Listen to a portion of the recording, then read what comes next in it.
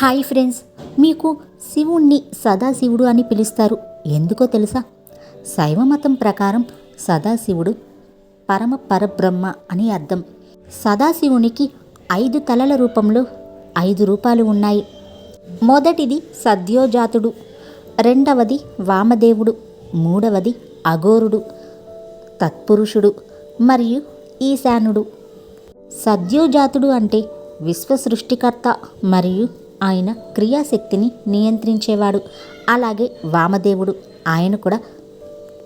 ఆయన కూడా విశ్వరక్షకుడే మరియు జ్ఞానశక్తిని నియంత్రించేవాడు. అలాగే మూడవ రూపం అఘోరుడు. ఆయన 11 మంది రుద్రుల యొక్క ఏకైక భయంకరమైన రూపం మరియు ఆయన ఇచ్ఛాశక్తిని నియంత్రిస్తాడు. అలాగే 4వ రూపం తత్పురుషుడు, మాయ యొక్క సృష్టికర్త మరియు ప్రాణశక్తి అనగా జీవిత శక్తిని నియంత్రించేవాడు. అలాగే 5వది ఈశానుడు. ఈయన శివుని యొక్క అంతిమ నిర్గుణ స్వరూపుడు, మోక్షాన్ని అందించేవాడు. ఇప్పటి వరకు తెలుసుకున్న సమాచారం సదాశివుని గురించిన ప్రాథమిక జ్ఞానం మాత్రమే.